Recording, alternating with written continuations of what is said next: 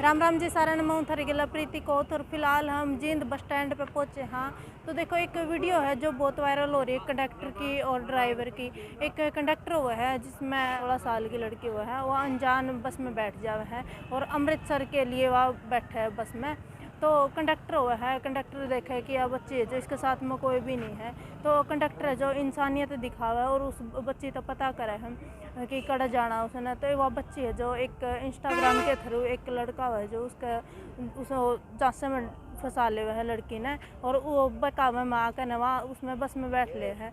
तो ड्राइवर वो कंडक्टर है सॉरी जो उस लड़की तक बात कर रहा है और पूछा है उससे, तो लड़की को उसके घर वालों तक नहीं सौंप लेता, तब तक लड़की को अपने पास में रखा। देखो आज का टाइम में इंसानियत बहुत कम लोग दिखावे हैं। एक रोडवेज के कंडक्टर ने इंसानियत दिखाई और उस लड़की को अपने घर वालों तक पहुँचाया है।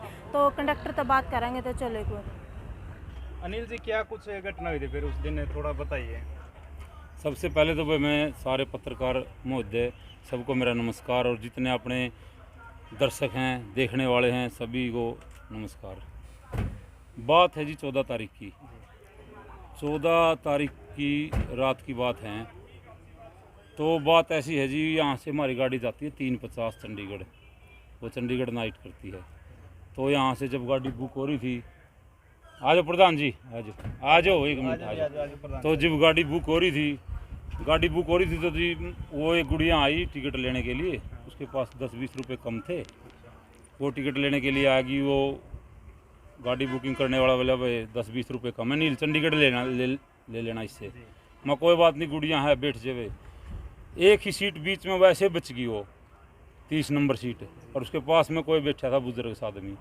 मैं हाँ भाई एक सीट खाली है, वैसे तो बुक वाली चलने का टाइम हो गया, लास्ट में आई थी वो। तो मैंने उसको 30 नंबर सीट दे दिया, टिकट दे दी, और वो उसके पास बैठ गई।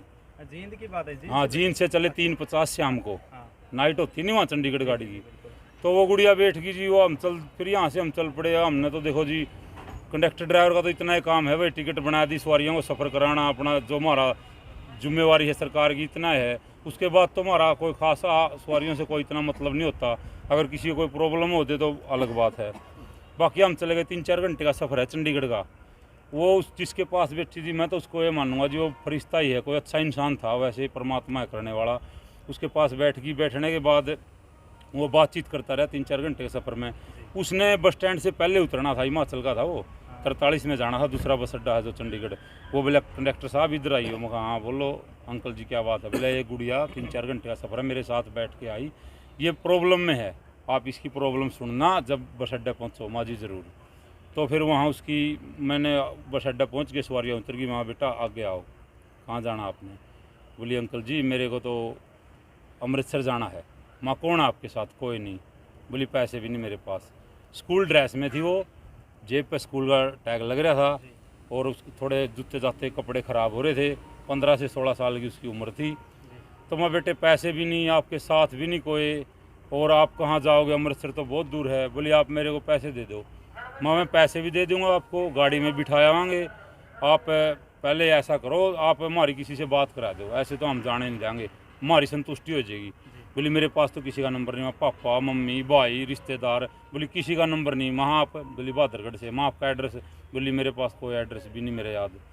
पता नहीं वो घंटा 2 घंटा हमने ऐसे उसकी रिक्वेस्ट करी। वो बोली एक नंबर है जिसके पास जाना है मेरे को अमृतसर, मैं वो नंबर दे दो।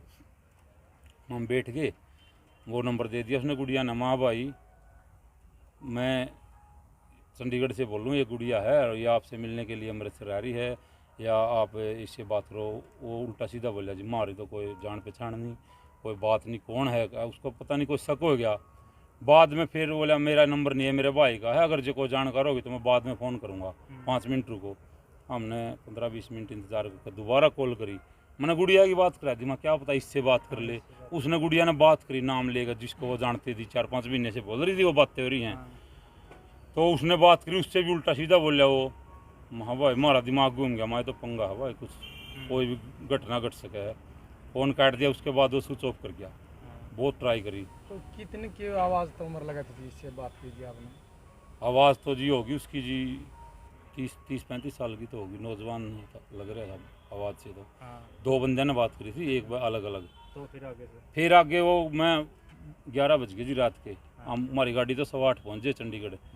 हमारा खाने का टाइम, बीच में हमने खाना खिला दिया, उस लड़की को भी खिलाया जो घर से खाना ले जाए, हम पानी पिला, चाय पिलाई। माँ बेटा बड़ी रिक्वेस्ट करने के बाद, बड़ी 2-3 घंटे उसके जमा, उसको समझाने के बाद बोली 1 नंबर याद है मेरे भाई का, माँ दे दे बेटा। उसने नंबर दे दिया।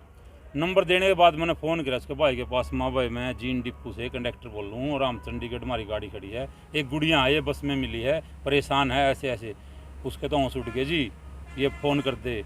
उसके पिताजी पुलिस में हैं, वो कह रहे थे वहाँ में पता नहीं DSP का ड्राइवर है, पता नहीं क्या ऐसा कुछ। वो कहने लगे भाई साहब कहाँ है मेरी बेटी, कैसे है, कहाँ से बोल लो। माँ जी चंडीगढ़ हम बस स्टैंड पे, सरकारी कर्मचारी हाँ, कंडक्टर हाँ, ड्राइवर है, वहाँ आपकी बेटी सुरक्षित है, कोई चिंता नहीं। बोला बात करा दो, बात करा दी। उसकी मम्मी का फ़ोन बाद में फ़ोन आया, उससे बात करा दी, सारे परिवार ने बात करी। और SHO का फ़ोन आया बहादुरगढ़ थाने से, उसने मेरे से बात करी। बाद में फिर बात होती रही, बोला भाई साहब आप इसका पूरा ख्याल रखना, माँ बेटी हमारे से ले लेना, आप चिंता ना करो। परिवार मतलब पहले तलाश करिए था उसको? हाँ वो बोला मैंने फुटेज कटवा ली, 2 CIA की टीम लग रही है ढूंढने, सारा थाना लग रहा है, सारे रिश्तेदार लग रहे हैं, हम तो ढूंढ रहे हैं, परेशान हो रहे हैं। माँ भाई चिंता ना करो, आप यहाँ चंडीगढ़ 17 बस स्टैंड पर आ जाओ। और नहीं सुबेरे वो 12 बजे स्कूल की छुट्टी के बाद, और ये रात की बात है। वो बोले माँ जी हम सुबेरे जींद आ जाएँ, जींद मिल लियो। फिर वो रहा नहीं गया उन पर, वो बहादुरगढ़ से चले 12 बजे, 4 बजे चंडीगढ़ पहुँचे, सारा परिवार, लेडीज़ भी थी, वो खुद भी थे। तो पहुँचे, हमने उनको भाई हम सारी रात हमने बैठ के काटी, पहरा दिया, भाई जिम्मेवारी होगी वो तो, उनको बोल दिया भाई माँ कदे उठ के चली जाओ, हमारी भी आँख लग जाए, सो जाए। सारी रात बैठ के उसका पहरा दिया, उसको बात करी, वो सुहा दी थी, हमने दोहरा बैठे रहे। 4 बजे वहाँ गए, उनको सौंप दी, मतलब अपनी बेटी को ले जाओ, इसको समझाना, इसको कुछ कहना नहीं, बच्ची है, इसको ज्ञान नहीं है। तो फिर वो इतनी बातें हुई, फिर उनको वो बोले आप ना हमारी मदद करिए, आप तो भगवान के रूप हो, जब तक हम जीवांगे आपका जीवन भर एहसान नहीं भूलांगे, हमारी बेटी की इज्जत और जान दोनों बचेगी। किसी ने बुका ली थी, मैं भाई कोई बात नहीं, ये तो कराने वाला परमात्मा है, बाकी इसे कुछ कहना नहीं, हमारे तो यही रिक्वेस्ट है, इसको समझाना। फिर वो कहले तो हम कुछ खर्चा पानी ले लो, तो हमने रात जाग के हो भाई, हमने कुछ नहीं चंदा, सरकार तनख्वाह दे है, काम करा, हमारे को किसी चीज़ की कोई इच्छा नहीं है। उनको मैंने वो बोले चाय, मैं चाय पिलाऊंगा, बोले हम पिलाएंगे नहीं जी, आप हमारे पास आ रहे हो इतनी दूर से। मैंने उनको सबको चाय पिलाई, खाने का पूछा। तो बाद में वो उनको वो रोने लगे, हाथ पैर जोड़ रहे थे बेचारे, हमारे भी उनको थे पैरों का हाथ लगलाओ थे। उनको वो गुड़िया उनको सौंप दी, वो ले गए, बस इतना ही वाक्य था जी। अनिल जी आपका गांव कौन सा, और जो ड्राइवर साहब है उनका गांव कौन सा? मेरा गांव है जी अड़ेवा खंडा, और वो ड्राइवर भाई है, वो किलोमीटर स्कीम वाली बस थी, वैसे तो हमारे अंडर हो, वो रोडवेज के अंडर हो बस, वो कंडेला का था। वो बहुत अच्छा साथी है, उसने मेरा पूरा सहयोग करा, पूरा सारी रात जाग गया भी। उसने अपनी घरवाली की बात करांदा रहा उस गुड़िया के साथ 2-3 बार, लेडीज़ को समझा इसका है, उसने 2-3 बार उसकी घरवाली की बात कराई उससे, आधा घंटा, तो उसने पूरा सहयोग करा जी, उसने मेरा बिल्कुल बेचारे ने सारा। जो नंबर आपने मिला था ट्रू कॉलर पे, क्या कुछ उस पर पता नहीं पाछा भगत लिखा हुआ था, अगला नाम मेरे ध्यान नहीं, जासीन भगत ज़रूर मेरे याद है। वो फिर मेरा फ़ोन से गुम हो गया, उन्होंने उसके फादर को तो वो नंबर दे दिया था, माँ जी आज तो आपकी बेटी के साथ हो, कल किसी और के साथ ना ऐसी घटना हो तो आप इस पर कार्रवाई करवाना। वो बोल रहे थे मैं पूरी ठोक पे कार्रवाई करवाऊंगा, इसको नहीं छोड़ूंगा। देखो जो बैंड थी बेटी थी, कुछ पता है किस तरह जान पहचान? हाँ वो बोली, मैंने पूछा था बेटा तेरा कोई रिलेशन नहीं, कोई रिश्तेदार नहीं, आपकी जान पहचान कैसे हुई?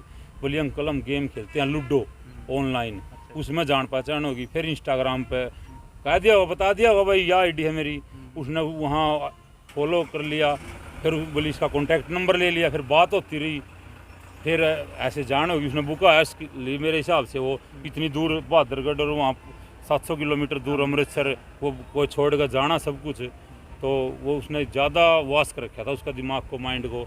मेरा तो इतना ही समझना जी, इसलिए वो सब कुछ छोड़ कर आएगी।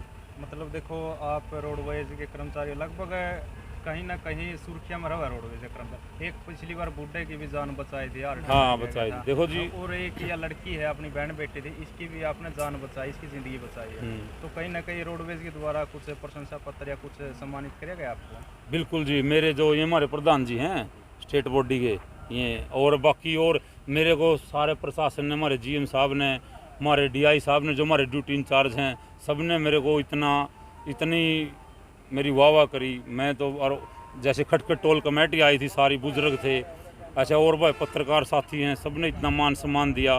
वैसे मैंने मना कर दिया था सबको, मैं कोई बाइट नहीं दूंगा, कुछ नहीं, नेकी कर और दरिया में डाल। मैं सबको मना कर दिया था, लेकिन ये कहने लगे भाई साहब एक समाज में अच्छा मैसेज जाएगा। बाइट देने से अच्छा संदेश जाएगा एक समाज में। फिर आपका जो काम है, मैं थोड़ा डर भी गया था। फिर हमारे जीएम साहब और ये कहने लगे तू क्यों चिंता कर रहा है, भाई डीसी साहब लग भी ये बात पहुँचावांगे, आगे पहुँचा दिया हमने तो, और तू चिंता क्यों कर रहा है, तू जो तेरे साथ घटना बीती हो बता, तेरे को क्या चिंता, हम जी साथ रहे। फिर मेरा मन हो गया भाई हाँ कोई दिक्कत नहीं जी, हमारे अधिकारी हैं हमारे साथ, हमारे ये और यूनियन के हैं, तो बाकी हमारे प्रधान जी बताओगे जो। प्रधान जी क्या कुछ कहना चाहोगे? देखो रोडवेज के कर्मचारी, ड्राइवर, कंडक्टर लगभग सुर्खियाँ में रहे हैं, कुछ न कुछ अच्छा काम करे जाना, तो क्या कुछ कहना चाहोगे? देखिए, रोडवेज कर्मचारी का हमेशा से ही एक मतलब एक तत्पर है, जो जनहित सेवा में है वो हमेशा से ही तत्पर रहा है।